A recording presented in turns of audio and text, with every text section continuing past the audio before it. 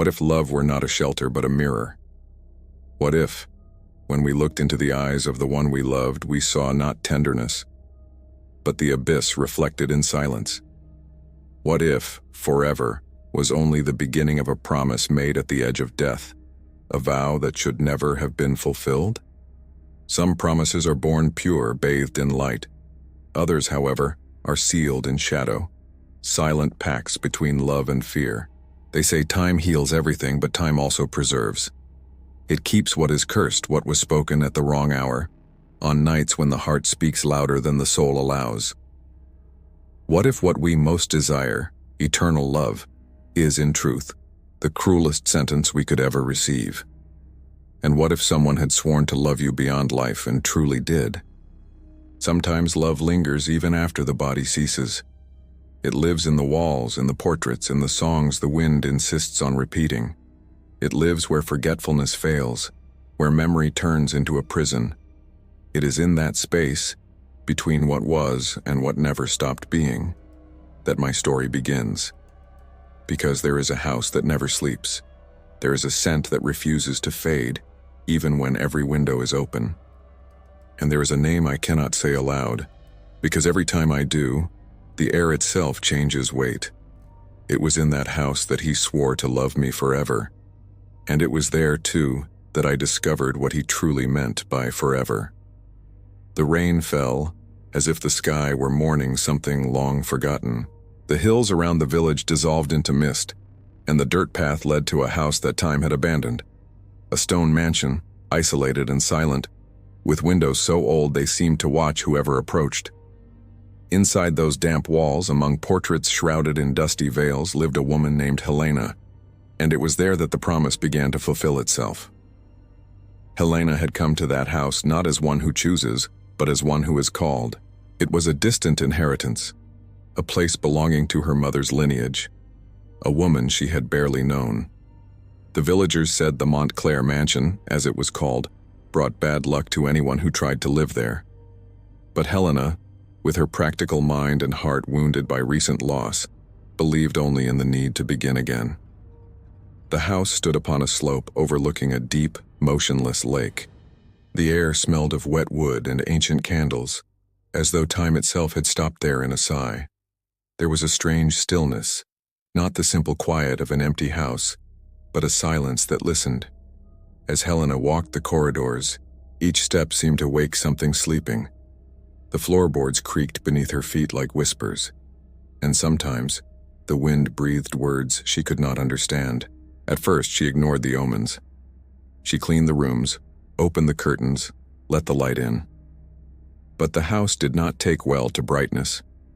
The windows, once opened, would slowly close again, as though drawn back into the shadows by an invisible hand.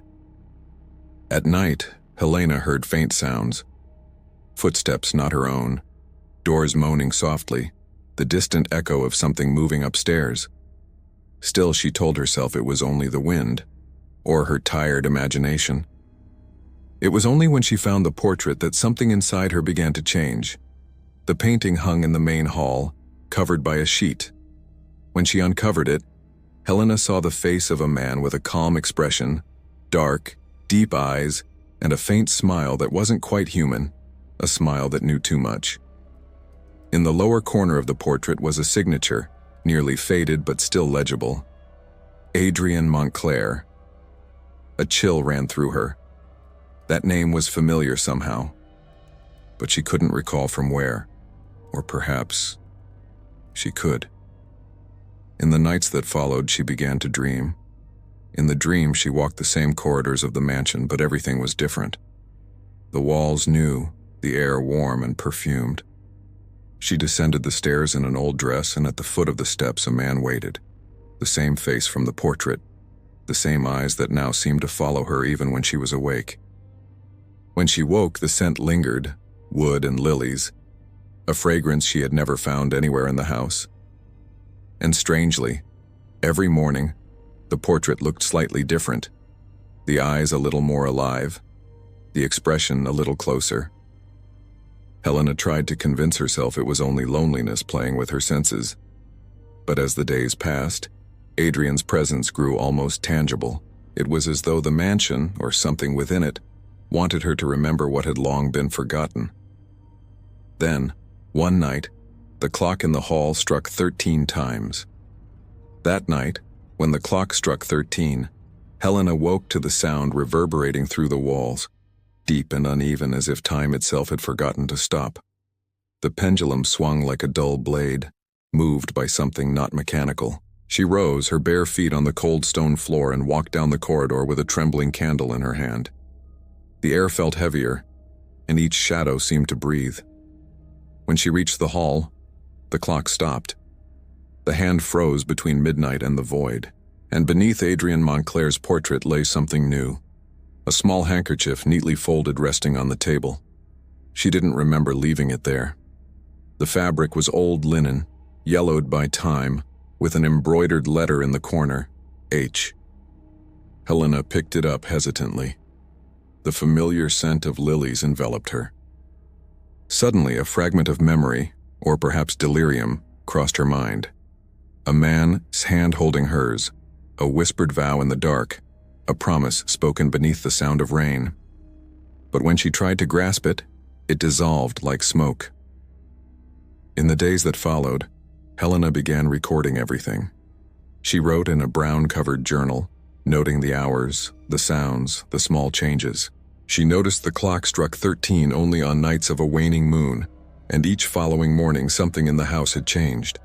A painting moved, a candle extinguished, a door once jammed now opened smoothly. It was as though someone, or something, was rearranging the space for her. But what disturbed her most was the constant sensation of being watched.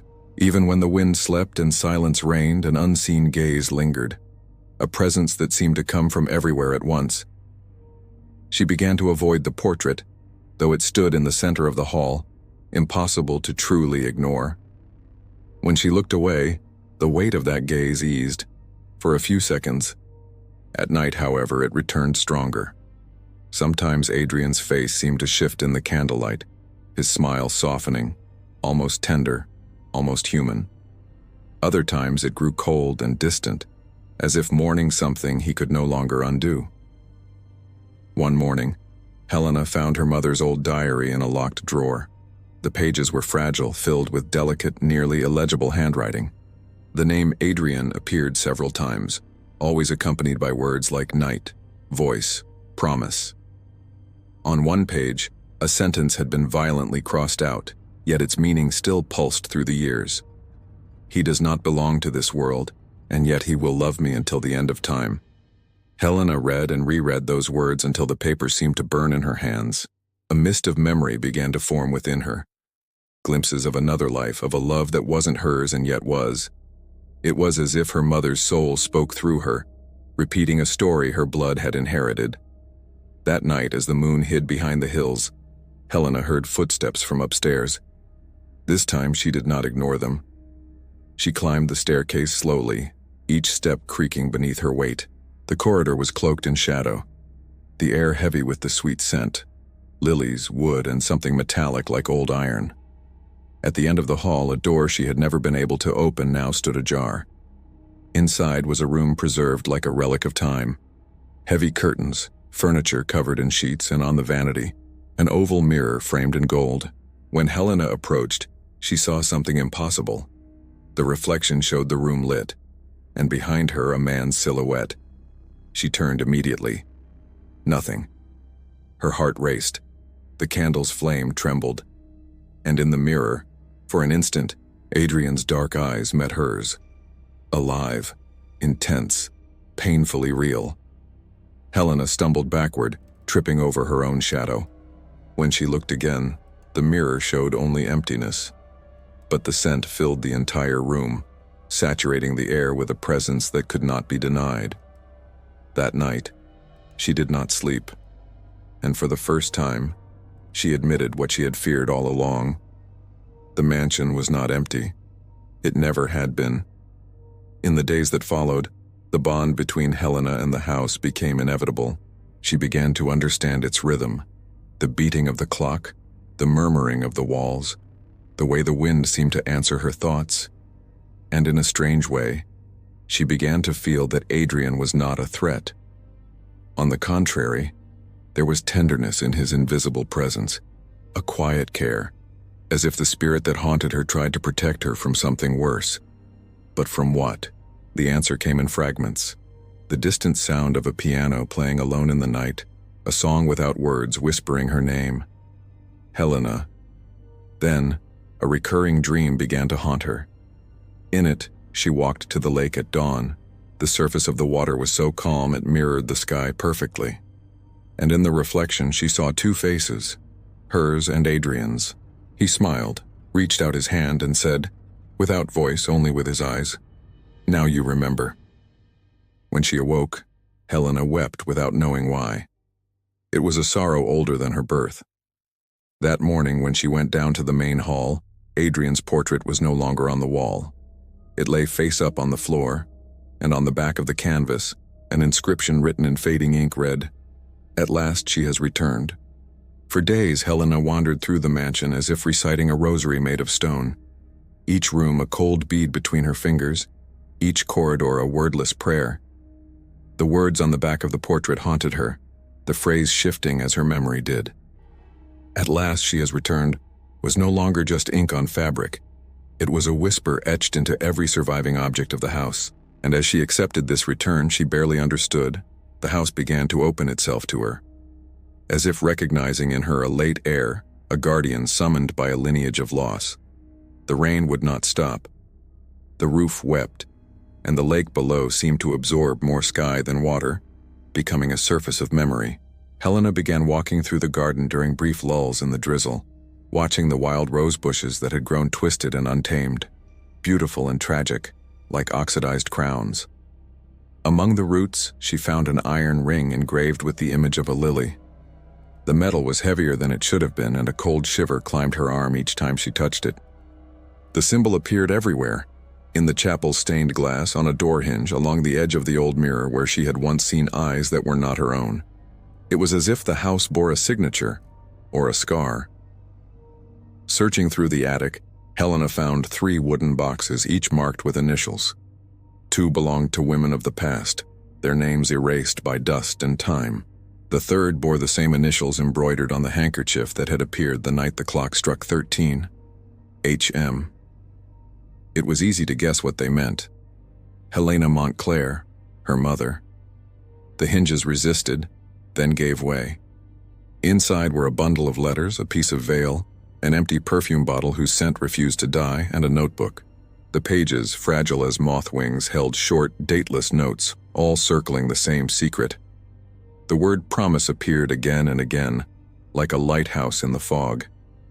Sometimes surrounded by devotion, sometimes by panic. In one passage, her mother's hand seemed wounded yet steady. "The bond is not of gold nor of paper, the bond is wounded, and that is why it lasts."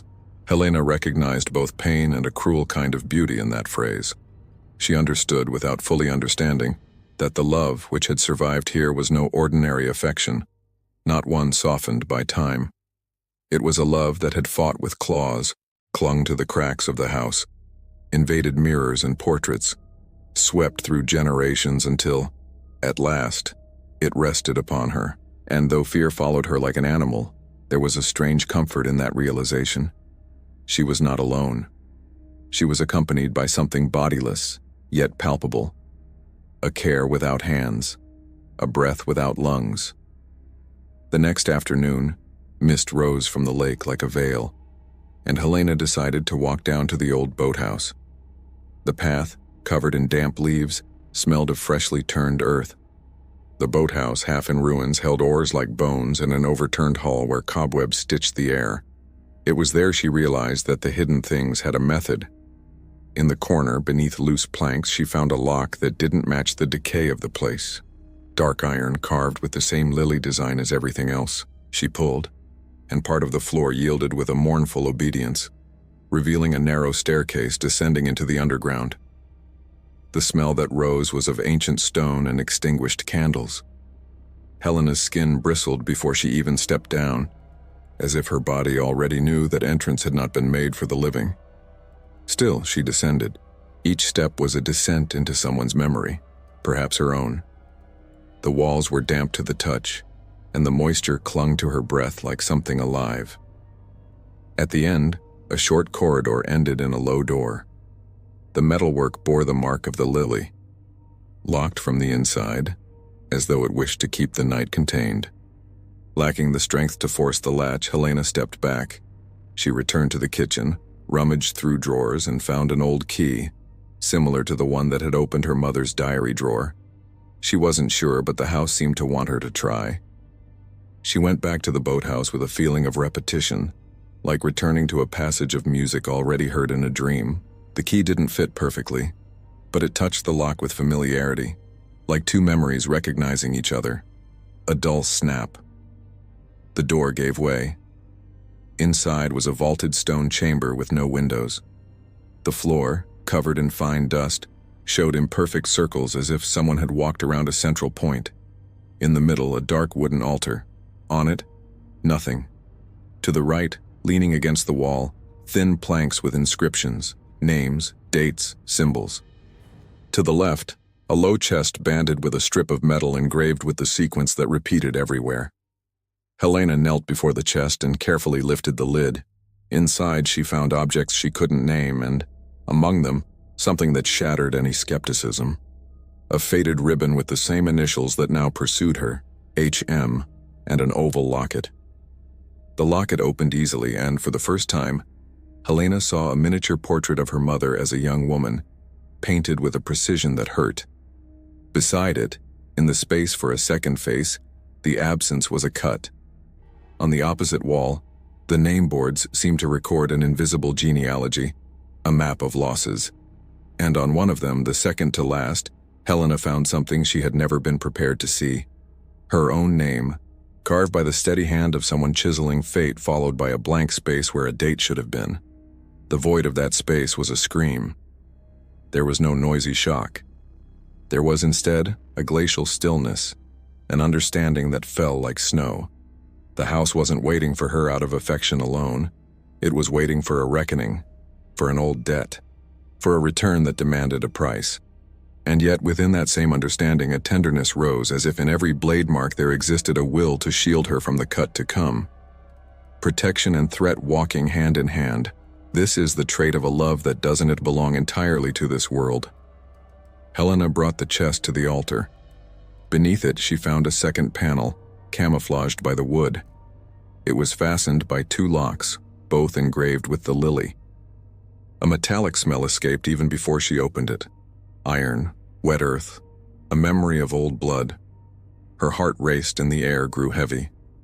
The clock in the hall, wherever it was in the world above, decided to strike an hour that was no hour, and Helena knew, without hearing, that it would strike 13 when what was hidden revealed itself. Her hand hesitated over the latch. A terrible and beautiful idea crossed her. Perhaps he had hidden not an object but a limit. Perhaps the deadly secret was not a weapon but a condition. Perhaps the promise to love forever had demanded at some point that everything in life which defeats death be torn from it, and that this everything once stolen must be kept forever like a petrified vow. If so, then down there lay the proof of what a desperate love is capable of sacrificing. When she finally lifted the hidden panel, time took the shape of a well.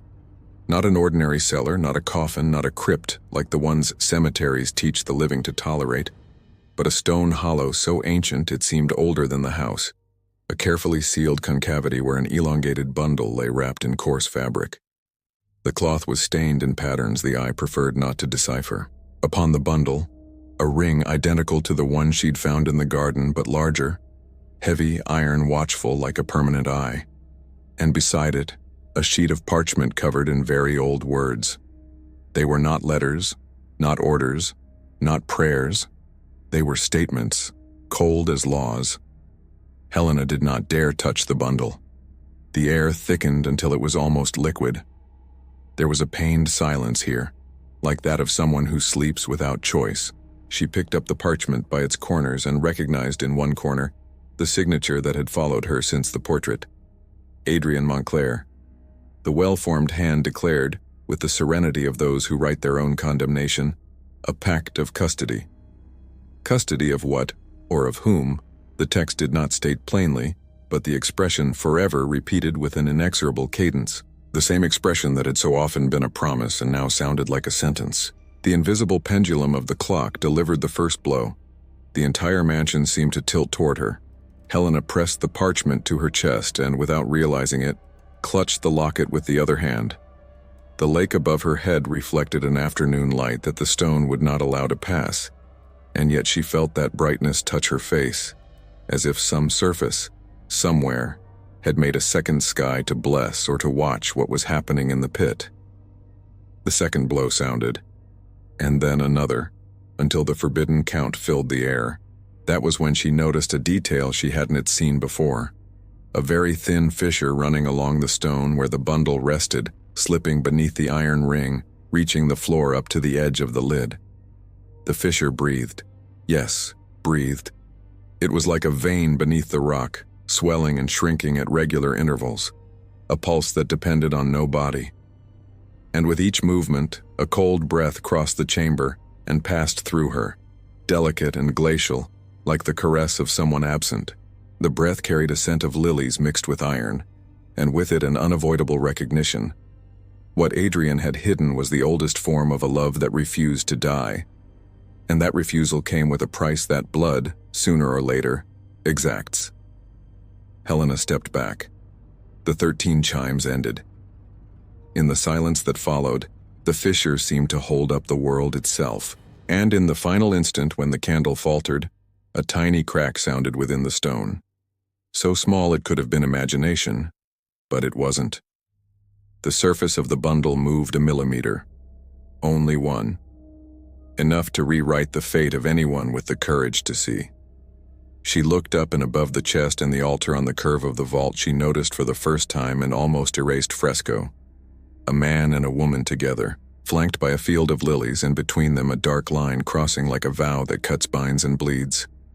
Beneath the eroded painting, 2 still legible words vibrated in the candle's brief light. Forever. Helena knew then that the love that had called her there would require her to enter the heart of the secret, and that, in doing so, she would come to inhabit a territory where tenderness and death kissed the same mouth. With the parchment in one hand and the locket in the other, she stepped forward, leaning over the fissure that pulsed like a destiny about to be pronounced. And it was in that instant, when the underground room held its breath like a fish beneath ice, that she heard from far above the mansion's windows closing all at once, as if the entire house locked the outside, and at last opened the inside. The morning after the opening of the underground chamber, the mansion seemed to breathe slowly, as if it had spent too much strength the night before. The wind that entered through the cracks brought a dust of light that danced in the air, and Helena realized each particle seemed to obey a secret rhythm, the same beat that had pulsed in the fissure of stone. She climbed and descended stairs like someone gathering up her scattered shadow, passing through the hall, the chapel, the portrait corridor, testing the subtlety of each presence. Nothing addressed her directly, and yet everything called to her.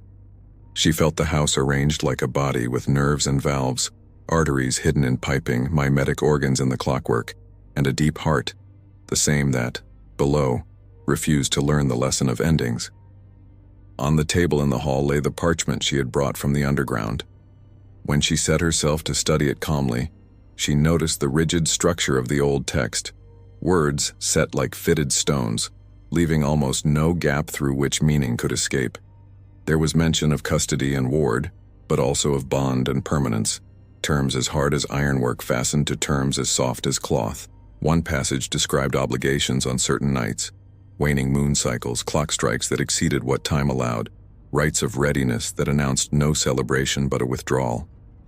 There were no prayers asking, there were clauses imposing, and at the end, the name she dreaded reading with cold clarity, Adrian Montclair, a serene signature from one who agrees alone to carry what should never have been imposed on anyone.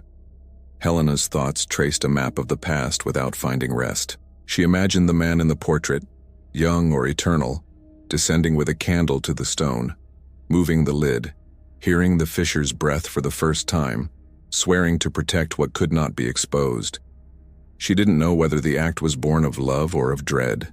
Perhaps both, for some loves, when they brush the invisible, bow to fear and bowed, invent systems to contain what they love. And if the system fails, the love remains, but it is no longer light. It becomes a wounded bond, a chain of iron, a promise that freezes. She did not return to the underground at once. She felt she needed to learn the house from above, as if avoiding falling into the bottom of herself. The garden still smelled of rain. The iron ring found among the roses had become a kind of portable pendulum, a weight she kept in her pocket, warming with contact, cooling at random. As she walked, she noticed that since dawn the lake no longer rippled. It had become a mirror of liquid stone. In the reflection, the clouds passed with exaggerated slowness, as if someone were pulling the sky from behind a curtain. For a second, Helena imagined that, if she leaned far enough, she would see on the lake bed not fish or algae, but mosaics of names carved like those on the underground wall. When she returned, she found the hall piano open. She was sure she had left it closed, but the lid stood raised as if inviting invisible fingers. A very faint sound resonated in the air, not a full chord, only the wood's vibration in answer to an earlier touch. The scent of lilies spread as quickly as happy memories, and with it, a brief sweetness in her chest. The care that had accompanied her since her arrival intensified. The throw over the armchair had been folded to settle on her shoulders. The lease-stuck window remained unlatched so the light would enter at just the right angle. The copper kettle shone as if polished by someone paying silent homage. Adrian's care, or the care she attributed to him, moved through the house like a bier carried by light hands. It was morning, but it was also companionship. Even so, discomfort thickened. Something did not match the perfume and gentleness. Sometimes around the edges of the mirror, a darkening grew like mold. A step on the right floorboard made a displaced crack, like a warning. One afternoon, a smaller clock, forgotten in a side room, went off by itself, never reaching 13 but repeating 11 insistently and imperfectly, as if summoning something it refused to name. This second climate, more viscous, older, carried no lilies. It smelled of moss, standing water, and blackened iron. It was not Adrian, or at least not the Adrian the house seemed to present. It was a different signature, without letters, only the sensation that a previous guest had not left when the host died. Even so, discomfort thickened. Something did not match the perfume and gentleness. Sometimes around the edges of the mirror, a darkening grew like mold. A step on the right floorboard made a displaced crack, like a warning. One afternoon, a smaller clock, forgotten in a side room, went off by itself, never reaching 13 but repeating 11 insistently and imperfectly, as if summoning something it refused to name. This second climate, more viscous, older, carried no lilies. It smelled of moss, standing water, and blackened iron. It was not Adrian, or at least not the Adrian the house seemed to present. It was a different signature, without letters, only the sensation that a previous guest had not left when the host died. Even so, discomfort thickened. Something did not match the perfume and gentleness. Sometimes around the edges of the mirror, a darkening grew like mold. A step on the right floorboard made a displaced crack, like a warning. One afternoon, a smaller clock, forgotten in a side room, went off by itself, never reaching 13 but repeating 11 insistently and imperfectly, as if summoning something it refused to name. This second climate, more viscous, older, carried no lilies. It smelled of moss, standing water, and blackened iron. It was not Adrian, or at least not the Adrian the house seemed to present. It was a different signature, without letters, only the sensation that a previous guest had not left when the host died. Even so, discomfort thickened. Something did not match the perfume and gentleness. Sometimes around the edges of the mirror, a darkening grew like mold. A step on the right floorboard made a displaced crack, like a warning. One afternoon, a smaller clock, forgotten in a side room, went off by itself, never reaching 13 but repeating 11 insistently and imperfectly, as if summoning something it refused to name. This second climate, more viscous, older, carried no lilies. It smelled of moss, standing water, and blackened iron. It was not Adrian, or at least not the Adrian the house seemed to present. It was a different signature, without letters, only the sensation that a previous guest had not left when the host died. Helena decided then to stitch a path between the clues. She gathered the letters from her mother's box, ordered them by pages and margins, even without dates, and noticed the handwriting ranged from careful to trembling. They weren't letters meant to be sent. They were safeguarding manuscripts, personal instructions for critical nights.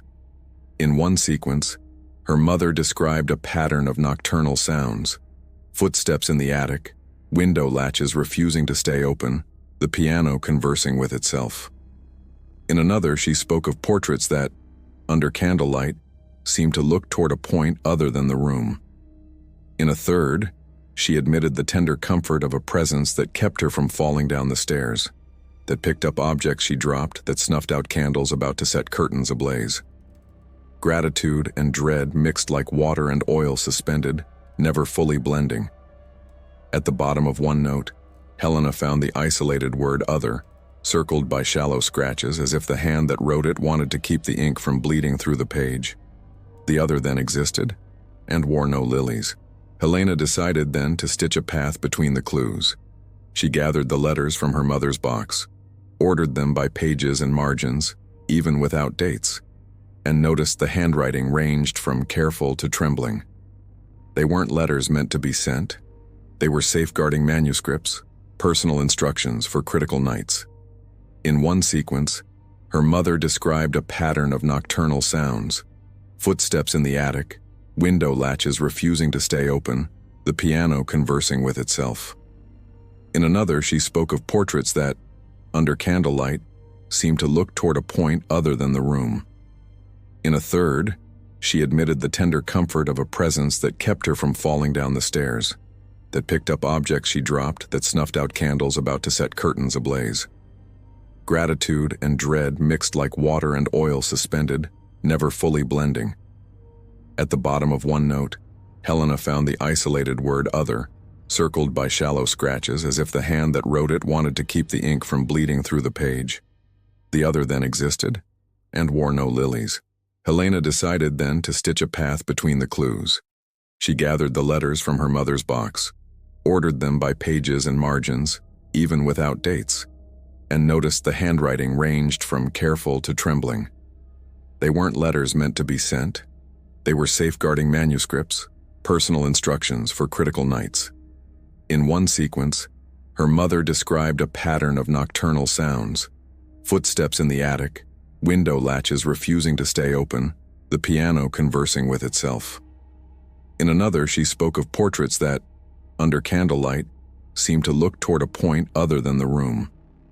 In a third, she admitted the tender comfort of a presence that kept her from falling down the stairs, that picked up objects she dropped, that snuffed out candles about to set curtains ablaze. Gratitude and dread mixed like water and oil suspended, never fully blending. At the bottom of one note, Helena found the isolated word "other," circled by shallow scratches as if the hand that wrote it wanted to keep the ink from bleeding through the page. The other then existed, and wore no lilies. Helena decided then to stitch a path between the clues. She gathered the letters from her mother's box, ordered them by pages and margins, even without dates, and noticed the handwriting ranged from careful to trembling. They weren't letters meant to be sent. They were safeguarding manuscripts, personal instructions for critical nights. In one sequence, her mother described a pattern of nocturnal sounds: footsteps in the attic, window latches refusing to stay open, the piano conversing with itself. In another, she spoke of portraits that, under candlelight, seemed to look toward a point other than the room. In a third, she admitted the tender comfort of a presence that kept her from falling down the stairs, that picked up objects she dropped, that snuffed out candles about to set curtains ablaze. Gratitude and dread mixed like water and oil suspended, never fully blending. At the bottom of one note, Helena found the isolated word "other," circled by shallow scratches as if the hand that wrote it wanted to keep the ink from bleeding through the page. The other then existed, and wore no lilies. In the portrait corridor, the afternoon light tilted in a windless moment, and in several frames the dust revealed silhouettes of people past who seemed to bear repetitions of the same bond. In rings, in a veil's brooch, in fabric patterns, the lily returned as the family's password. In a smaller, almost faded portrait, Helena vaguely recognized her mother very young, painted not with the hall's grandeur but with hurried intimacy, like a study for something larger. The frame's metal was cold, and when she touched it, the ring in her pocket warmed as if remembering an old function. There, at the edge of the glass, the narrator of herself felt a strange urge to speak Adrian's name, but held back. Not out of modesty, but out of fear of giving voice to what already lay awake. In the portrait corridor, the afternoon light tilted in a windless moment, and in several frames the dust revealed silhouettes of people past who seemed to bear repetitions of the same bond.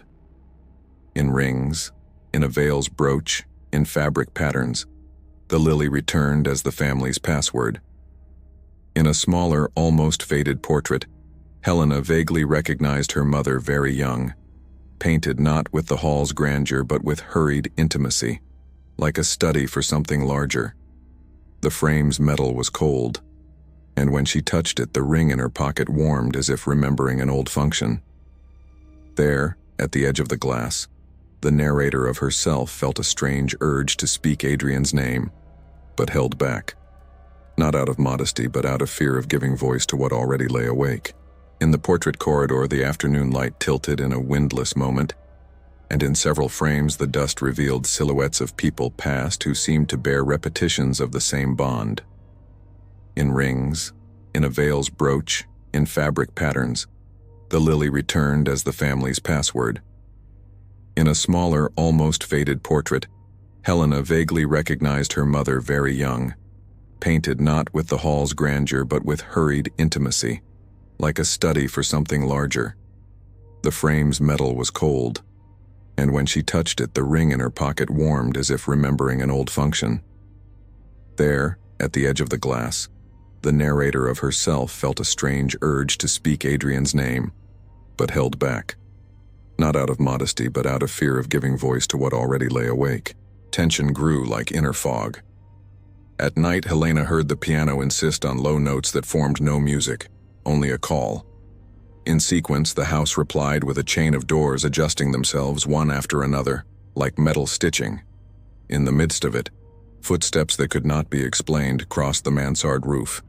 The care that protected her seemed to sharpen, more urgent, as if trying to sketch a safe route, guiding her toward places where the other's influence was weaker. She followed, not exactly obedient, but trusting the signs. She reached the chapel where the lilies' stained glass filtered the moon into a pale color. Beneath the prie-dieu, she found a small drawer she hadn't known existed. Inside, a strip of cloth, a bit of wax bearing the mark of a seal, and a folded paper.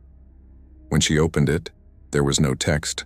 There was a drawing, a map of the mansion seen from above, with 3 circles connected by lines. One circle over the hall, another over the boathouse, the third exactly where the underground chamber would be.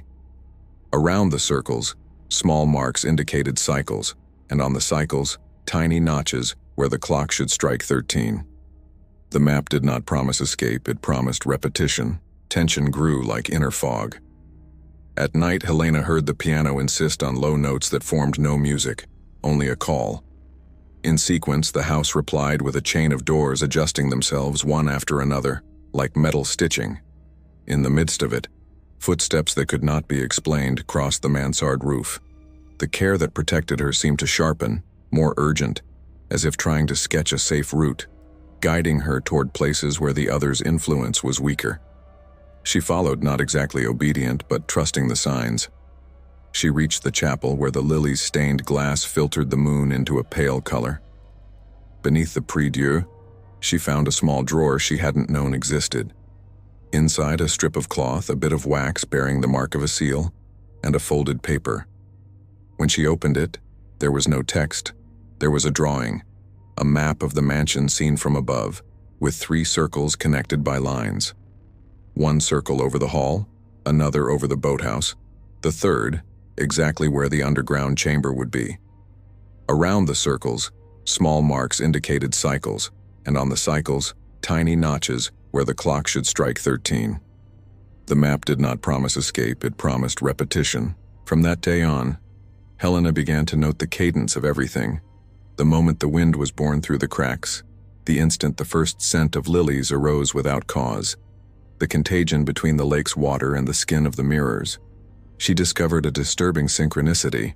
When the fisher's pulse grew stronger, her own heartbeat quickened without effort, as if obeying the same buried metronome.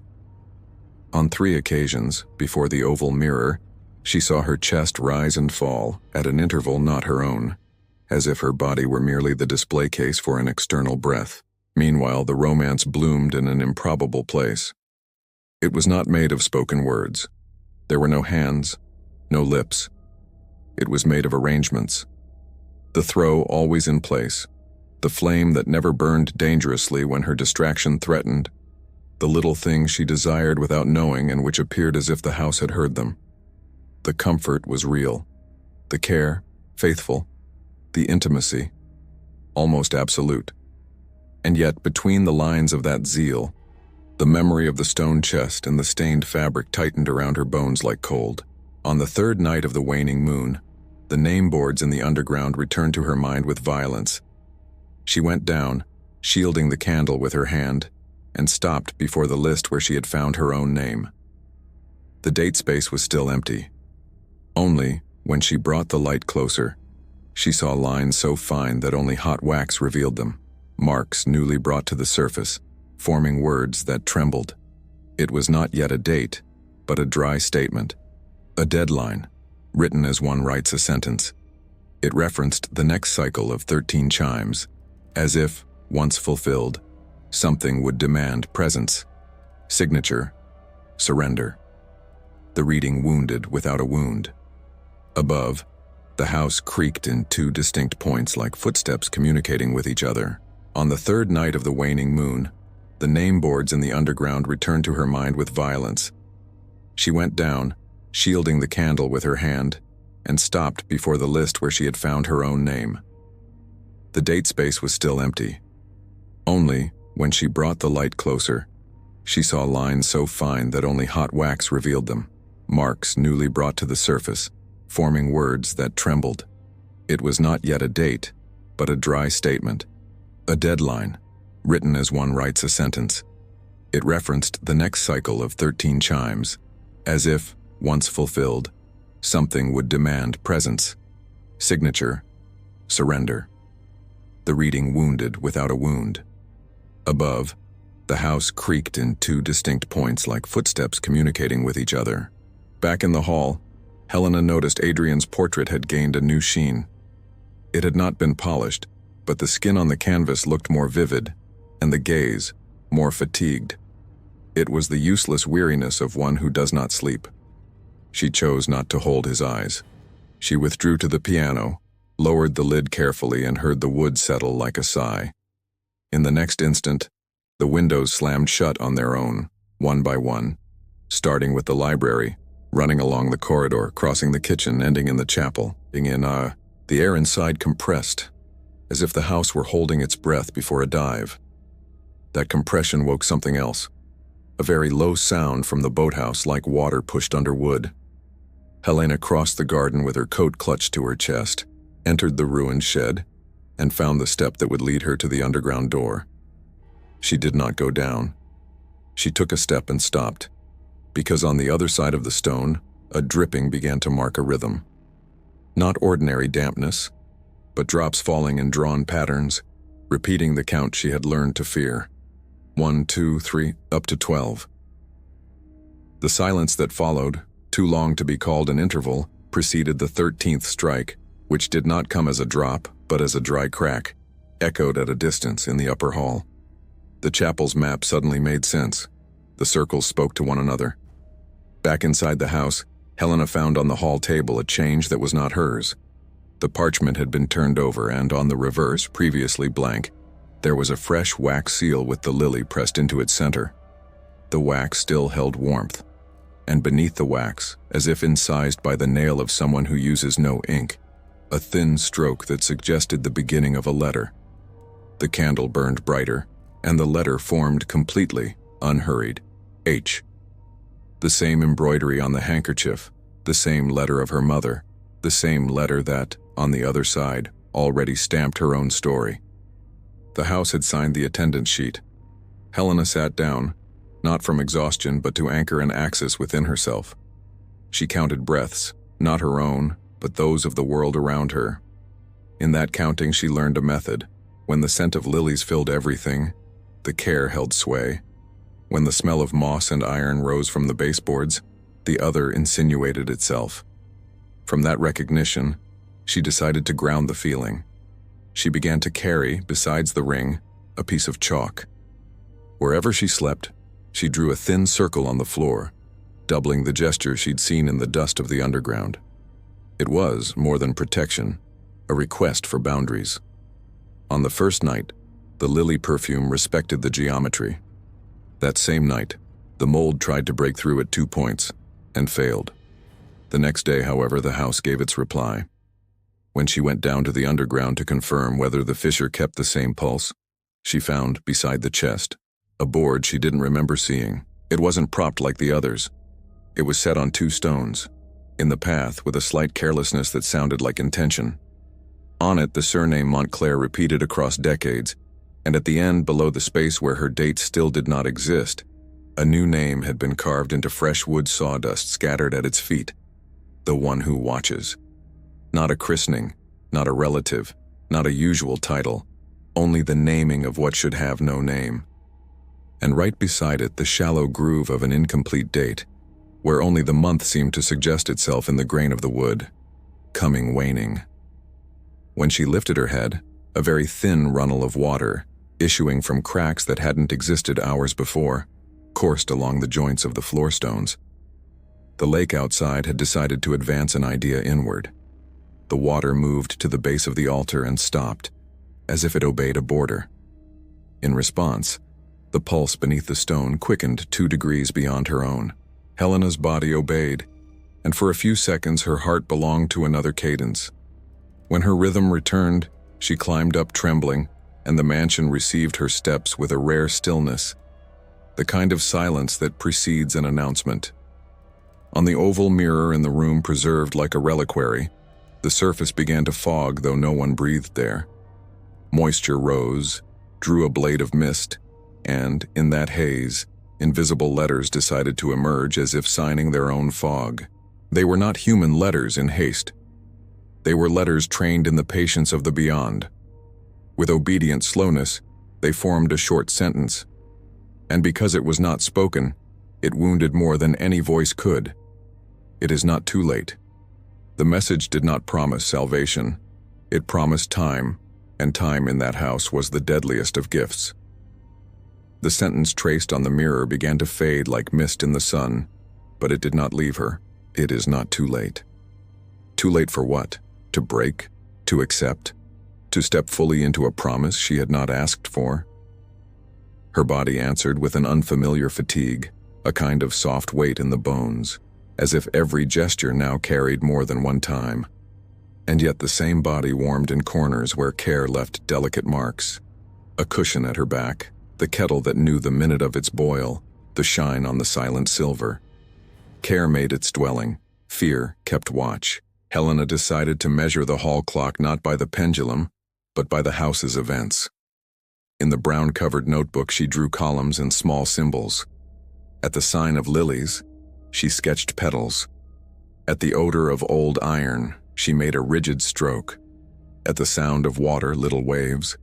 Damp rose along the baseboards and the smell of moss settled on the stair leading to the attic, where the mansard roof held the echo of steps no human weight could explain. There, beneath a low window, she found a narrow box wrapped in linen. The linen, despite the dust, still smelled of dried flowers. Inside, a wooden case. When she opened it, a metal reliquary. Not the oval locket she'd brought from the underground, but another, heavier one, with the figure of a lily in relief, as if the plant had pierced the iron itself. Within it lay a lock of ancient hair, preserved behind a glass slide. It was a chestnut she would recognize even in the dark, the exact color of her mother's youthful photograph.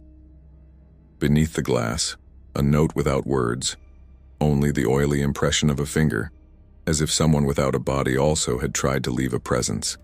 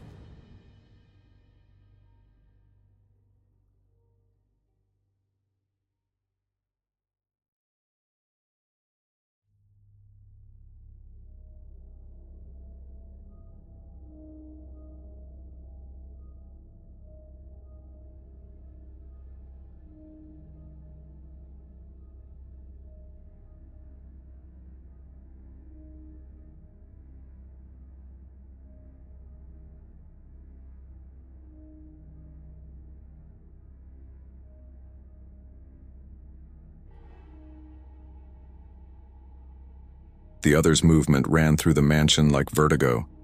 There were no footsteps, only shifts of weight, as if the air were reorganizing itself in invisible corridors. The portraits shuddered in their frames, and dust lifted from the baseboards in a slow choreography. The sound that came after was not sound. It was the premonition of an echo, a murmur before sound is born, the vibration of something still deciding between being and silence. Helena saw nothing, yet everything inside her knew. Care withdrew. The lily perfume crumbled in the air, unable to compete with the brute force rising from the house's layers. The cold installed itself not as absence of heat, but as the presence of something deeper, something that wanted to occupy the space that had been only hers and Adrian A.S. It was as if love had been, until then, a thin curtain hiding the face of an abyss, and the abyss, tired of waiting, chose to show itself. Her heart, still tethered to the fisher's rhythm, faltered. For an instant she felt that someone breathed for her. When she tried to pull away from the stone, she felt resistance, as if invisible hands pressed her back and whispered without voice, "Now do not flee." The air grew denser. The altar creaked beneath the weight of a moisture that seemed to grow from nothing. The lit candles bowed, not from wind but from reverence. The other drew near. From the ceiling, drops began to fall, one by one, forming an irregular cadence. With each fall, Helena saw the reflection of a shadow that was not hers, a tall shape without contour, but with intention. The shadow moved as if seeking the center of the room, and when it found it, it stopped. The fisher's pulse quickened. The same measure now thrummed in her veins. The presence before her needed no face. Weight alone sufficed, the awareness of that which cannot be seen without something inside dying. And then, on the edge between fear and vertigo, a memory burst. A childhood image, perhaps invented, perhaps real. A small girl before a mirror, her mother behind her. The mother sang a song without words, and in the reflection, between them, a man's silhouette watched, motionless. Helena had never known that memory existed, but now she understood. The other had always been there. It was not merely the spirit of someone forgotten, it was the reflection of the vow itself, the remainder of a love the world refused to understand. The breath from the fisher changed temperature. It was no longer cold, nor warm. It was an ancient neutrality, the air that exists inside stones where time sleeps. And from that breath, slowly, words formed. Not on the walls, not in her ears, but inside her. The water claims what the stone has kept, and the heart wants what is its own. Helena understood. The deadly secret Adrian had hidden was not merely something to protect, it was something to contain. Something the water, the other, had tried to recover forever. He had imprisoned a living part, an essence that should have dissolved but did not because he had vowed eternal love, and in vowing, reversed the natural order of things. His love had defied death, and, in doing so, had opened a breach between worlds. And now, that breach pulsed within her. The pressure increased. The floor vibrated as if the entire underground were a heart tired of waiting for the next beat. The lamp went out, but the chamber remained lit, a light without source made of memory, presence, promise. The lake's reflection appeared projected on the stones, and, within it, two figures, a woman and a man hand in hand, walking over the water. He with Adrian's face, she with Helena's, not the living Helena, but the ancestral Helena, the mother. The reflection dissolved when the other advanced. It did not walk.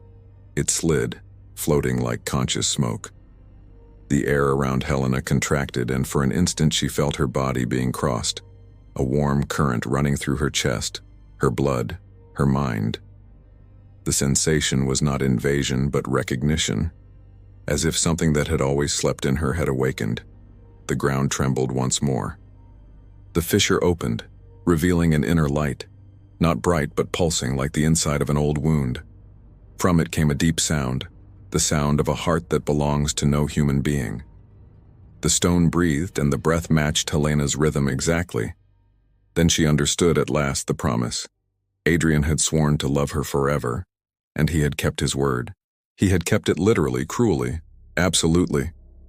He had divided his own heart, half bound to the house, half hidden in the blood of her lineage. That is why she had always felt the call, the echo, the care. That is why the mansion had recognized her. She was not merely the house's heir, she was the continuation of the heart that slept there. But the other, the water, did not accept the imbalance. The love that had defied death needed to be closed. Stone and lake could not coexist forever. One would have to yield. Helena fell to her knees. The tears that ran were not hers. They were the house's, weeping with her. The wall cracked behind her, and from the fissure poured a thin rush of water, dark and calm, the same water as the lake. The same that claimed what the stone had kept. She tried to stand, but the floor moved. The altar slid, the iron ring vibrated, and the air filled with a musical note. 3, 2, 1 interrupted, now completed, the last chord released. The reflection of the fissure began to take human shape. A masculine figure rose from the floor, made of light and shadow like smoke condensed into flesh. The face emerged by degrees, indistinct yet familiar. The eyes, the eyes, were the same as in the portrait. Adrian. Not a ghost, not a spirit, but the physical remainder of what his love refused to let die. He looked at her with tenderness and pain, and even without a voice, she heard him speak inside her. If I let her go, the world would take her from me. If I kept her, time would hate her. So I gave my heart to the stone and hers to the water. Now balance will come, even if it destroys me. Helena wanted to scream, but the air didn't belong to her. The walls were crying. The lake's reflection stirred, and Adrian's figure began to dissolve slowly into 1,000 luminous particles that climbed through the stone's cracks and escaped through the ceiling. The floor split in 2 directions, revealing the depth of a liquid abyss. The entire house trembled, as if breathing with effort. The other, the water, the voice that was not a voice, spoke one last time within her. Forever is too long for the living. And then, the fissure opened completely. A pale blaze wrapped everything. Helena felt her body pulled upward and downward at once, her heart divided between 2 worlds, as if her blood were a tether unsure where it belonged. The ring on her finger gleamed, the lockets burned against her chest, and the seal of the letter H split inside the notebook, opening like a living wound. When the light thinned, she was alone. The stone, sealed again, the water, withdrawn. The clock's sound stopped, but something was different. In the hall portrait, Adrian's face had vanished. In the bedroom mirror, where sentences had once written themselves, there remained only her reflection, pale, motionless, and in the eyes. A strange shine, a shine that was not hers alone.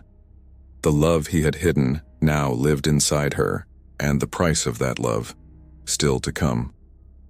At dawn after the dissolution, the house woke as one who has just buried a saint, and yet still must sweep the courtyard. Everything seemed overly tidy, as if invisible hands had spent the night sanding the edges of grief. The windows did not move, the piano rested closed, the curtains accepted the light without demands. In the hall, the portrait reduced to an empty frame caused no scandal. It hurt like an old scar, and every scar sooner or later becomes instruction. The bedroom mirror returned only Helena's face, but not all of it. In her pupil, it kept a new weariness, a veiled glint, the signature of something that now lived within. In her body, the day debuted a feverless fatigue. Every gesture weighed as if gravity had received orders. Holding the spoon, moving the lamp, opening the window, everything required a delicacy the world usually grants for free. Her heart, however, worked in a clearer rhythm than ever. No stumbles, none of the lag the fissure had often imposed. There, at her center, the house beat. Below, beneath stone and right, the pulse kept itself discreet, almost content, as if, having finally learned the measure of a living chest, it allowed itself the luxury of resting a little. Helena tested the world's order with small experiments. She laid on the table the 2 lockets, the reliquary with the chestnut lock, the iron ring, She brought the locket raised from the lake near the reliquary, and a minimal breeze ran along the tablecloth's weave, shifting an invisible grain. Then she brought the underground locket near the H sealed in wax, and a discreet warmth breathed from the wax as if it inhaled. Though the house felt less intense, it still replied with delicate gestures, like a mother keeping vigil over a child newly healed. The difference was fundamental. There was no longer a dispute between care and water. There was negotiation, an unwritten treaty that subjected noise to the possibility of peace. At noon, the garden presented its own liturgy. The rose bushes, ever exuberant in their disorder, inclined toward the lake as if answering a call. Among the roots, the iron ring she'd once found shone in the autumn sun, rust converted to varnish. Helena noticed the metal, once heavy and cold, now warmed easily at her touch, as if less weapon than frame. In the chapel, the lily-stained glass sifted the light into gentle pallor. Color seemed to have forgotten how to be color. And in the portrait corridor, where the other had often left its damp, only ordinary dust traced without bad omen, the lines that day lays on old furniture. Still, the world had not become safe. The lake, passive, remained attentive. The blade of water, sky as sandpaper, chose the afternoon to show omens. Perfect circles expanded on their own in the center, as if invisible drops fell from above and demanded counting. 1, 2, 3. Always 3, always in the same place. Helena followed the pattern with patient physician eyes, and saw that after the third circle the surface stilled, like a creature holding its breath. The water had learned to wait. The water knew deadlines. The onset of dusk brought back the music that would not let itself complete. Not the piano this time, the door hardware, each answering the next in tiny musical clicks. A dry scale running from cellar to attic, low, mid, high, and then silence as the final staff. Care had not vanished with the absence of a face on the canvas. It had merely learned another method. It was as if Adrian's care, freed from the figure, had spread through the objects, distributing itself into small intelligences. A blanket adjusted itself upon the armchair's back. A candle flame shrank when she passed too close. The least stuck window opened and closed in time with the breeze. In each gesture, a tongueless question. "Can you bear it?" Helena answered without words. The house received her answer in the way she walked. Twice she lost her breath on the stairs.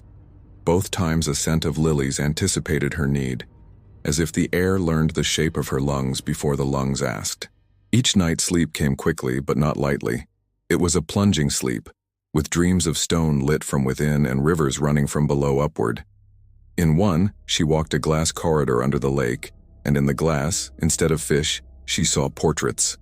Her mother's face, Adrian's eyes, her own face multiplied in possible never-lived ages.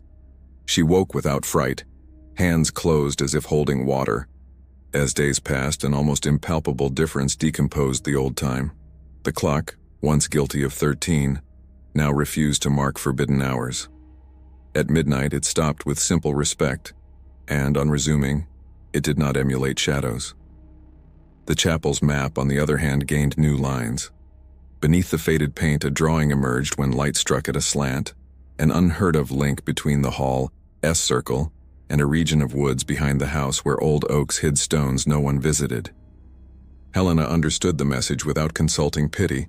The story would not end within 4 walls. Forever would demand open air, leaves, and wind. It would require accepting that water is not conquered, it is negotiated with. She went to the woods on a lean afternoon, carrying in her pocket the ring, the lockets, and a simple cord found in her mother's drawer. The earth gave beneath her boot with the good sound of broken bread. The smell was of modest mushroom and mild sap. The oaks, raised like columns, held a ceiling of shadow pocked with windows for the sun, and in those openings the dust of the world drew constellations too precise for chance. At a certain point, an oak's trunk showed a vertical cleft, smooth-edged, like a wound already licked by time. On the ground, stones set in a semicircle repeated the underground's grammar. There, water ran inaudibly, merely moistening the moss with vegetal wisdom. At the semicircle's center, the same signature, A lily scratched into stone, rudely drawn, its eye disguised in the corolla. Approaching, Helena felt her heart seek another measure, not from external force, but from the will to match a rite older than any family. The lake's locket grew heavy, the underground locket warmed. She understood without audience that here would be the adjustment the house could not make alone. Stone had kept, water had charged. Love now needed to learn a shape that kills neither world. There was no manual, there were objects. Set by the intuition of those who read the wind, the lockets formed once more a triangle upon the marked stone, and at the center she laid the reliquary with the chestnut lock. The ring rested atop the reliquary like a sentry. The wood's light turned warm, and a breath raised leaves almost silently, drawing a whirl so slow it seemed planted. The whirl spread the scent of lilies to a distance not measured by eyes, and at the same instant the lake, invisible beyond the trees, moved. Nothing was heard. It was known. The presence of the other did not arrive as threat but as right. Water holds ancestral rights over all that pulses. Even so, it halted at the wood's edge, as if an unwritten line, the one that ties stone to blood, kept it from advancing. Helena felt the double plea in her chest. On one side, the promise of a love that preferred custody to absence. On the other, the natural demand that nothing living be placed in a drawer of the world. The brief laugh of a bird cracked in the distance, so that the moment would not be only gravity. Life, indiscreet, likes to scratch joy over mortal contracts. Then the sign came. It was neither noise nor light. It was understanding. To avoid killing, forever would have to be rewritten as, for as long as there is beating. Not a mineral eternity, but a rhythmic permanence, subject to tides and to the chest's fatigue. Would the house accept that flexibility? Would the lake be content with that arrangement? Would love survive with less iron and more breath? Helena raised the simple cord, threaded it through the iron ring and both lockets, making a single impossible necklace, heavy and gentle at once. She fastened the clasp with fingers that knew the gesture before learning it. As she set the necklace to her neck, her heart changed tone like a goblet touched by a spoon. It did not hurt. It vibrated. The vibration traveled her ribs, her spine's axis, the skull's recesses where dreams are born. The wood bowed its leaves. The ground breathed in her rhythm, and at a distance the lake's surface made its 3 circles and stopped, obedient as an animal that has learned to trust. The pact had shape, but no pact lives without a trial. The next night, the clock regained its audacity and marked one number beyond the count. Not 13, 14, as if eager to prove independence. The house did not approve the boldness, and returned a short fright to the metal. The pendulum paused, the air dropped a degree, and the scent of lilies approached the pillow, a loving warning. In the underground, the fissure stayed closed, but the pulse below tested its string like a musician tuning an instrument before the concert. The lake, without show, held back its arm but did not forget its demand. The 3 circles stood at the ready. Helena understood the trial would come with the next cycle. The moon, already convalescing, prepared its return. There would be 13 again, but the trial would not be sonic. It would be the kind that measures whether a body accepts to share itself without coming undone. The house S and the water S, beloved, would need to learn a third state, that of bridge. Not stone, not lake, bridge. The following days were an education. She walked the mansion as one inaugurates habits rather than repeating rites. She left doors ajar so the wind could write what it wished, opened curtains without fear that light might profane sacred shadows, woke the piano with subtle touches, fingers resting without sound, only to remind the strings they exist. In the kitchen, she washed dishes with warm water and lingered over them as one prays for objects. At bedtime, she laid the necklace on her breast, the skin accepting the metal as if it had always waited for it. On the eve of the waning, things gained the sharpness of an eve. The garden, arranged without human fuss, permitted a new flower to bloom where the lily of damp had once been drawn. It wasn't a lily, it was another flower, simple, white with more innocence than symbolism. The chapel smelled of candle before any wick.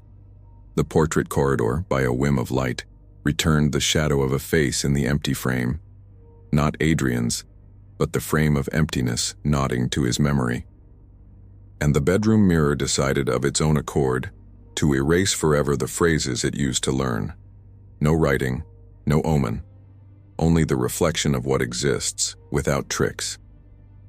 At midnight, the first sound came not from the clock, nor the water, nor the stone. It came from Helena's heart, as one knocking at one's own door to ask permission. Her body recognized the summons with a calm that was not resignation. It was choice. The house gently tightened around her like an embrace that does not bind. Outside, the lake held its breath to listen. The necklace weighed with dignity, without threat, and the fissure below breathed just enough not to be forgotten. The second sound was of wood, a clear crack in the frame that had once held the portrait. The third from the chapel, a tiny clink of glass in the lilies-stained window. The fourth from the boathouse, water-touching plank. The fifth, sixth, seventh in places that already knew the call. The eighth brought a change. A current of air climbed the stairs and, passing her, did not pass through. It veered with delicacy, like one skirting a beloved body in a dark corridor. The ninth settled upon the armchair's lap. The 10th lowered the flame without extinguishing it. The 11th smoothed the sheet with non-existent fingers. The 12th hesitated.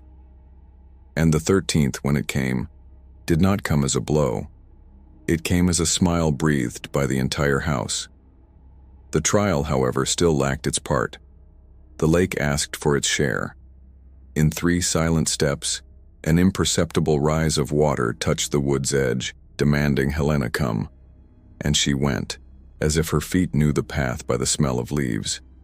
She wore the necklace on her skin beneath her coat, took the unlit lamp, and the certainty that needs no name. In the stone circle, the breeze waited like an assistant. She knelt, removed the necklace, and laid it in the center. No triangles, no maps, only offering.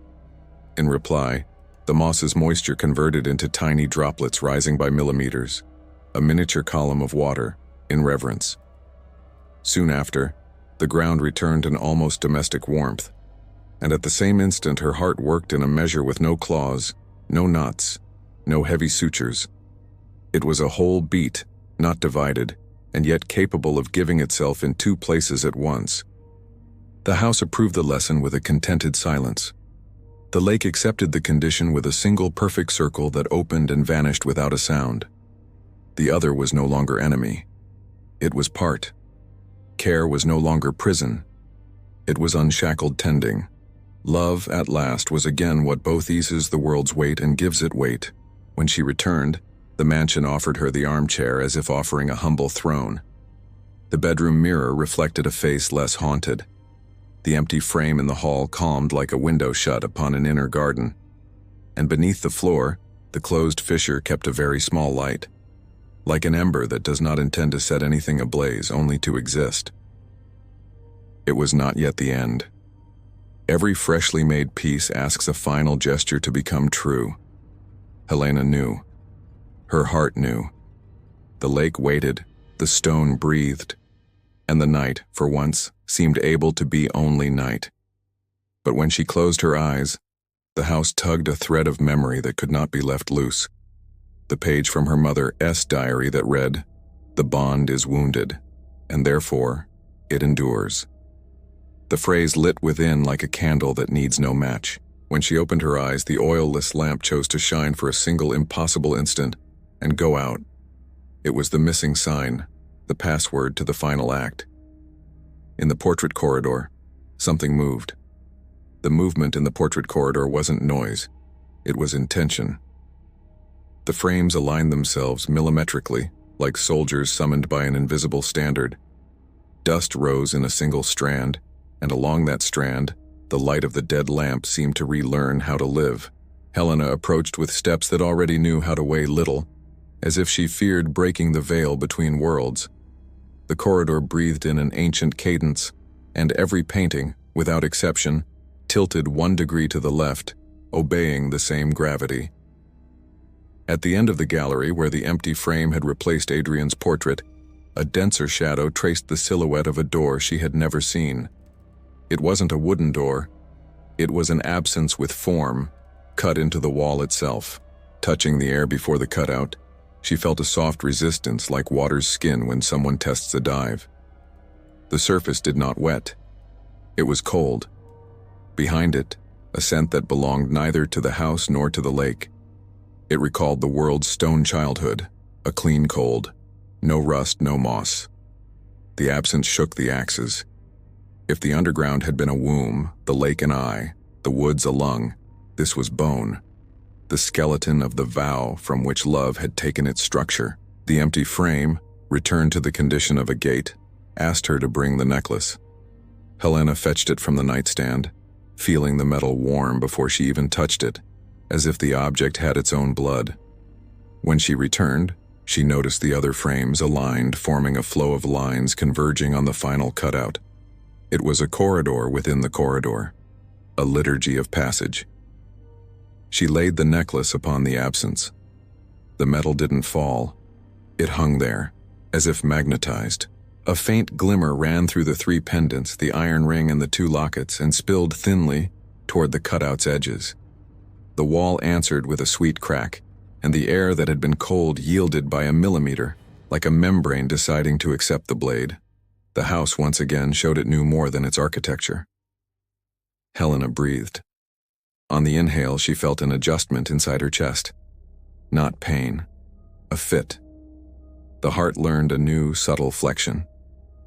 The suspended necklace swayed slightly, and the ring turned once, settling the lily with its hidden eye in the exact position of a sentry. Then the cutout swallowed her in an image, a perspective extending inward where solid wall should have been. No room opened, no step. What opened was a low-lit corridor, an intestine of stone polished by the traffic of a time without footsteps. The smell wasn't damp. It was organized cold, like salt kept in jars. Care perceiving the act of courage spread comfort over the surfaces of things. The throw slipped from the armchair to the floor like an improvised rug. The windows went still, without a sound. The piano quieted strings and wood with a satisfied sigh. The lake, for its part, accepted the invitation to spectate. The water did not advance, but its circles grew farther apart, as if marking respectful distance before the rite. Helena entered. The corridor, narrow, compelled the body to an upright humility. Along the walls, small recesses held the drawing of the lily, repeated without luxury, like a watermark. Every 10 steps, a depression in the floor offered the chance to stop and feel the heart answer the invisible underground that ran beneath everything. At each pause, a silent ascent between 2 worlds that had learned to converse without shouting. At the corridor's end, a minimal cubic room without adornment. In the center, a low pedestal of smooth stone, an altar without traverse, with a circular recess, like a shallow dish made to receive a specific object. Around the circle, an inscription that did not wish to be read, only touched. Low grooves describing the same curve as the fissure, repeated in small arcs, forming a wheel of destinies. The light there came from no candle, no crack. It was the neutral clarity of Salt's interior, a colorless piece. Helena understood the final act. The necklace, not she, would occupy the recess. The bridge she had built in the woods needed a house. It needed bone. The promise rewritten in the body now demanded form in the world. She removed the necklace from her neck. The metal weighed like water about to spill. She set it on the circle, the ring atop the lockets, neither above nor below. She adjusted the lily so the concealed eye faced upward, attentive. The fit was perfect, as if the metals had been cast there and not in history. The silence that followed was music. The stone satisfied returned warmth, and that warmth traveled the inner corridor back to the portrait corridor, spread through the hall, climbed to the chapel, crossed the kitchen, reached the boathouse, touched the water, which vibrated a single circle, broad hole, and settled. It was no triumph, it was balance. Helena's heart, bound to the measure she had chosen, worked with ease, asking permission of no fear. Yet because all new balance must be tested, The other presented the bill in the form of a memory. Not a threat, a remembrance. A hospital room with antiseptic smell that did not belong to the mansion's chronology. A high window, a white sheet. Her mother, still young, gripping the hand of someone off frame. A heartbeat too fast on the monitor. A voice, not spoken but incised, declaring that love would survive. And a decision made without witnesses, to leave half of oneself where no doctor can reach. The choice Adrian had made returned like a silent film, and, with it, the awareness that Helena now inherited the same courage. The wounded bond, therefore durable. The cubic room gave her skin a long shiver. The wheel engraving glowed the faintest bit, like ember under ash, and a breath without lungs curved the air. Helena knew the ritual required only one more gesture, to seal the bone with water. Not to erase, but to teach Salt the lesson of the tides. She returned through the corridor with the haste of serenity, took an old pitcher from the kitchen, the same copper one that always hummed before boiling, went down to the boathouse and drew surface water from the lake, the quietest kind, the kind that had watched the moon command so many circles. She climbed back carefully, feeling the liquid weight approve each step. At the pedestal, she poured the water slowly along the recess's perimeter. The water did not run onto the floor. It stayed, coiling as if held by an invisible lip. The necklace did not get wet, yet the sheen of its surfaces changed timbre, from matte to a satin that recalled human skin after a fever. The lake at a distance repeated the single circle, signing the treaty. The house, in recognition, tugged a thread of lily perfume through every room, and that thread caught in the air like a ribbon, celebration without festivity. When the water settled, something shifted in the portraits. The frames, once tilted, returned to plumb, and inside each appeared, for seconds, a reflection of Helena. They were not glass doublings. They were small versions of her, passing through ages of face and postures of spine. In one, she looked like her mother. In another, she resembled a girl of centuries she never lived. There was no terror. There was tenderness. The house recognized in her not a prisoner, but a successor who had uninvented the prison. In the last frame, the empty border returned a trace of shadow where Adrian had once been. It was a pale signature, like the discreet farewell of someone choosing the back door so as not to disturb the feast. Night advanced a few more layers, and with it a gust of leaves in the woods. The mansion answered with that contented silence it had been rehearsing since morning. The clock, disciplined, chose obedience. The pendulum became a metronome of patience, counting only what is needed so breakfast might one day exist. The underground closed, held not a plea, but a rest. The fissure, reduced to the drawing of its memory, remained like a scar that does not vanish, does not hurt, but forbids forgetting. Helena climbed to the bedroom with the lightness possible to one who has shared her heartbeat with the world. The mirror, finally, reflected only what honest mirrors should reflect. A woman lying down, a face with life. Two eyes that had learned to welcome without absorbing. On the nightstand, the candle let fall a tear of wax that, as it hardened, formed something like a miniature lily. The bed accepted weight without complaint. Sleep came like a sighted visitor. No dreams, no messages, no spectacle. Before it took her, however, she sensed one last detail in the air, a time slightly out of place, a fold in the night's cloth. The scent was neither lilies, nor water, nor stone. It was the rare smell of paper that is yet to be written. The house, which had learned to weave deadlines, was preparing a page for morning. And morning came with an announcement. Opening the bedroom door, Helena found on the floor outside a thick paper envelope, unfamiliar, sealed with wax, the lily at the center, the hidden eye in relief as always. The seal was neither new nor old. It had the right age for something that has just been born ancient.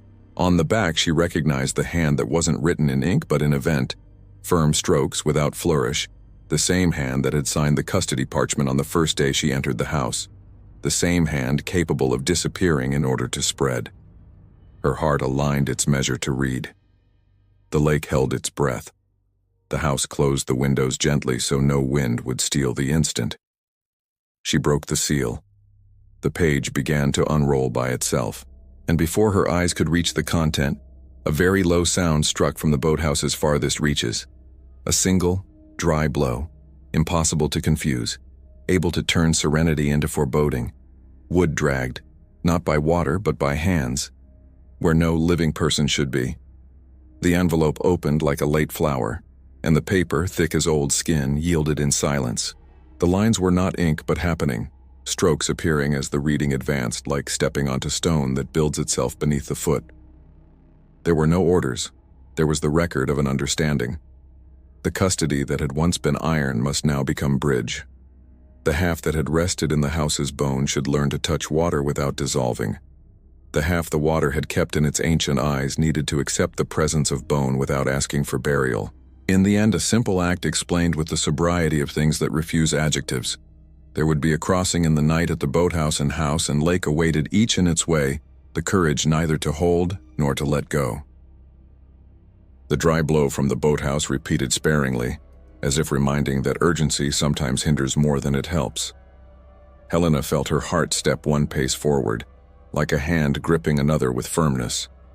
She went down the stairs without haste, crossed the portrait corridor, the frames now at vertical rest, passed through the hall where the empty frame was like a wall S-breadth, and continued along the passage that led to the kitchen, the courtyard, the slope, the boathouse.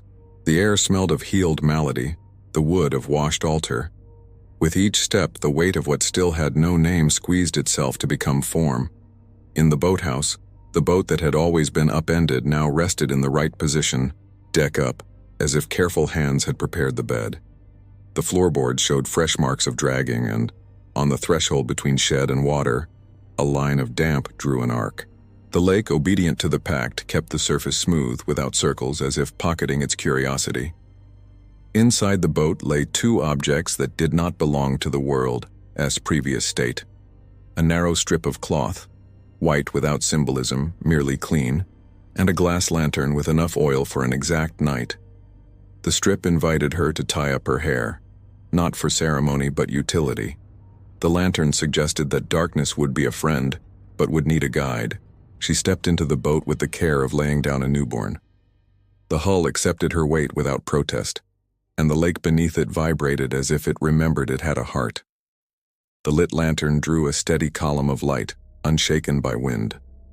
The boathouse behind became a frame, the house at that angle reduced to a distant stone shoulder. The woods to the side pressed in their shadows as if offering to stand watch.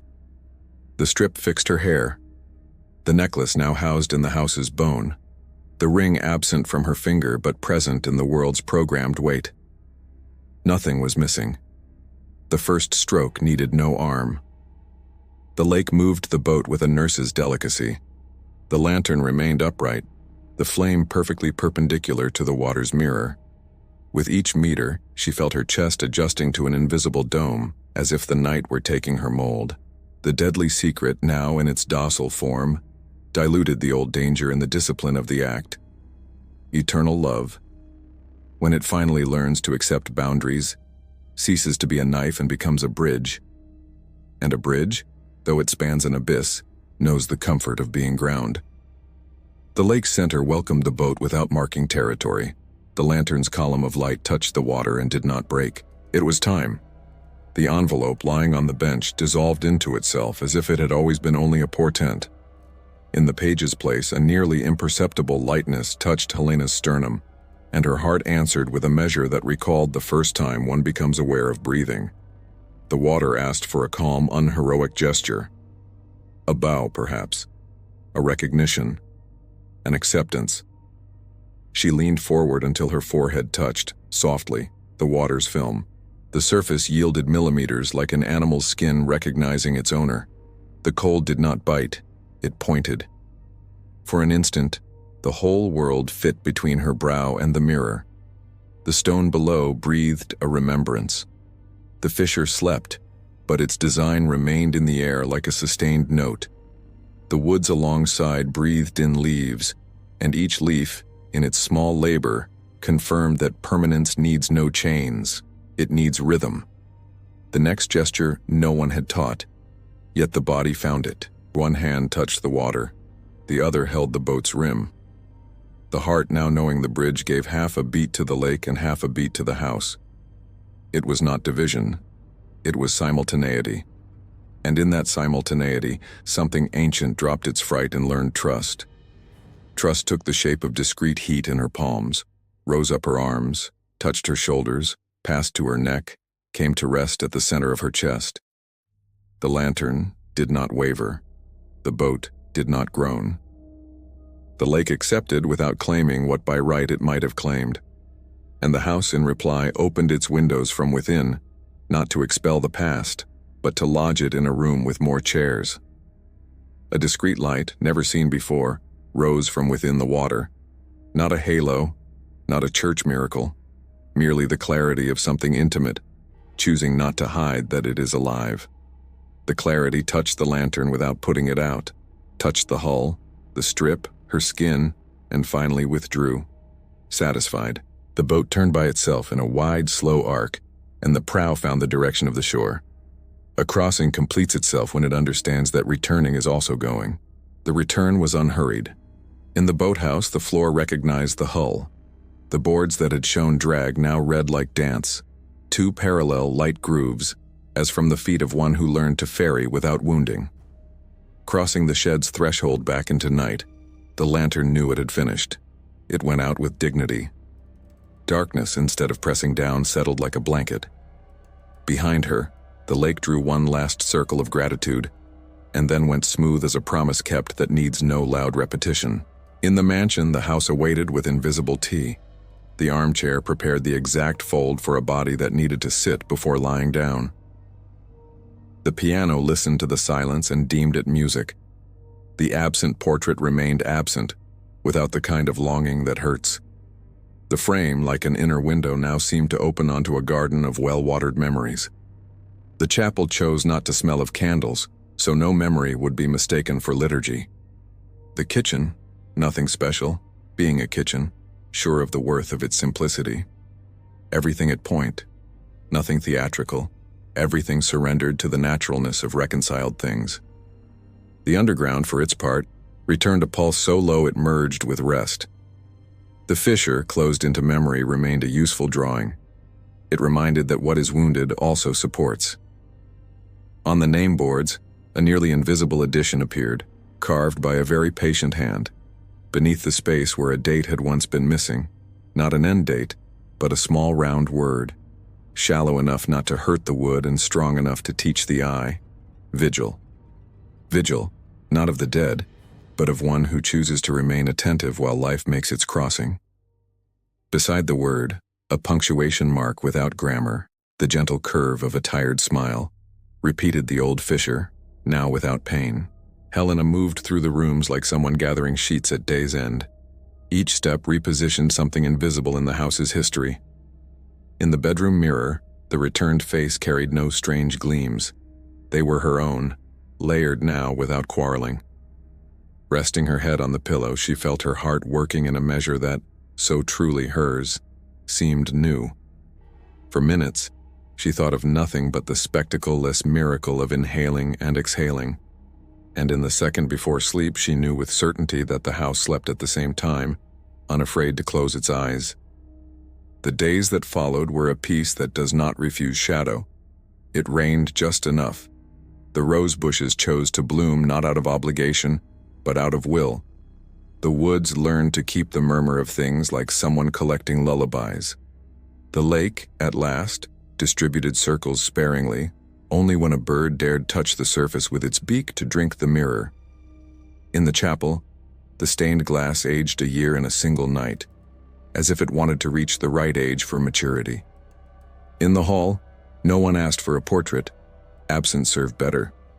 The portrait corridor, a domesticated myth, became an ordinary passage, with its foretastes and dust, without signatures from the other. The other, without ceasing to be what it was, withdrew to places where its nature does not weigh, accepted being a current, accepted time, accepted not to win.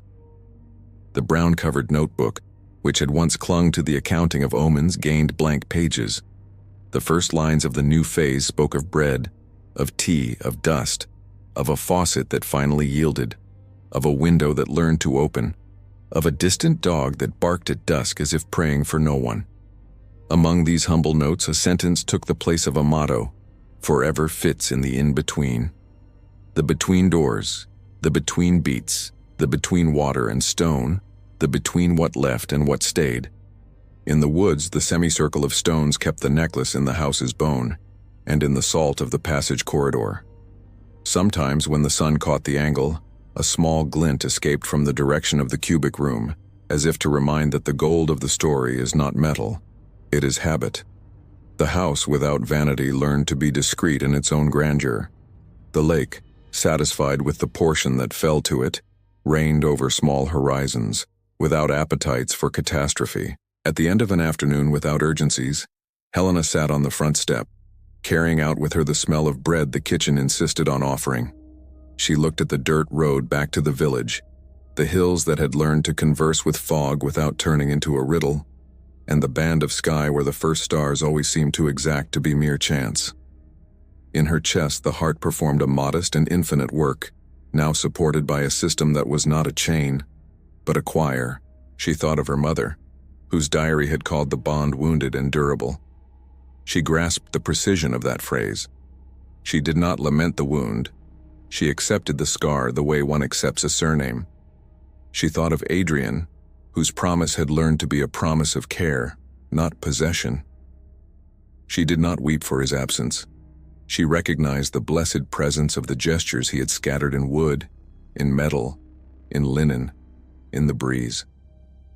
She thought of the water, which had once demanded what it felt was due, and was glad to see it attended without harm. She thought of the stone, which had kept too much, and gave thanks for its consent to open. When night fell in full, the house lit the minimum. The clock, mature, kept just hours and fell silent when dawn asked. The mirror preferred the dark. The chapel, from time to time, offered the smell of wax out of sheer whim. The boathouse kept the boat like one keeps a pair of shoes for tomorrow. No drama.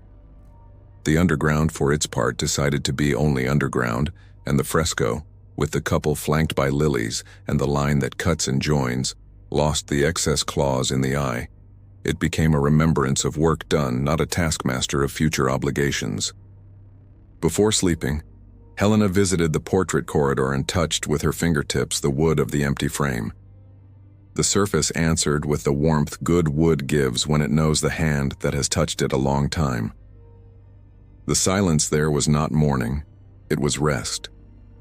Through the window, the lake, without an audience, made up a circle no one saw, just to practice its own joy. In her chest, the beat worked like water set to boil for tea, a repetition so precise that the miracle hides inside it. The story could end here, with the house and the lake seated at the same table, each with its own glass, with the promise rewritten to fit the world, and because it fits, to last, with a woman's heart teaching both sides how to love without crushing. It could end so, and perhaps it does. But time, being the creature it is, likes to keep a shadow of return for the places where it was happy. And who knows, on an October of thin moon, with a rain like glass and the scent of lilies, the clock, for the first time in months, might dare to mark one number more, not to reopen wounds, not to summon rights, not to collect debts, only to remind tenderly that forever does exist and lives hidden in that brief interval where a heart, before it beats, chooses to beat. There in that interval the mansion breathes. There in that interval the lake watches. There in that interval love, now obedient to the world, doesn't weigh, it sustains. There are houses that fall asleep, and there are houses that merely close their eyes. The Montclair mansion chose the second fate. On clear mornings the sun enters slowly, as one who respects the mourning of something that no longer hurts. The portraits remain, without faces, but with presences. The corridor has become a path for wind. Sometimes, a strand of dust dances in the light as if it were a memory, and perhaps it is. In the garden, the lilies have grown again. They are not flowers of worship, nor of farewell. They are simple, white, as if they had forgotten promises and now bloomed for the pleasure of it. The old rose bushes have learned to bow toward the lake, offering petals to the water, and the lake, at peace, returns each petal with a perfect circle, the gesture of one who receives without keeping. Helena lives there, but the verb doesn't quite fit. Living for her is more a verb of balance than of possession. She rises early, lights the fire, writes small notes in the brown notebook. It rained. The windows didn't stick. Today the air smells like bread. Sometimes she writes only a single word, repeated like a prayer. Quieten. When the wind blows from the north, it brings the echo of an old song, without lyrics, without author. The sound crosses the lake, passes through the windows, and dissolves on the stairs. It's the melody the piano once played by itself, but now without urgency, only remembrance floating like golden dust. At night, when silence descends, Helena sits on the threshold and watches the horizon. Time no longer weighs. The house and the lake breathe together. The clock marks the right hours. But sometimes, out of whim, the pendulum pauses for an instant before the next swing. A brief interval, almost imperceptible, as if time made a bow. And it is in that interval, in that silence that does not fit in the counting of seconds, that the impossible happens. A light heartbeat that does not come from within her, but from the earth itself. It is the echo of a vow kept, not out of stubbornness, but out of love. A love that no longer needs bodies or promises or stone. A love that has learned at last the true meaning of forever. The instant in which the heart, before beating, chooses to go on.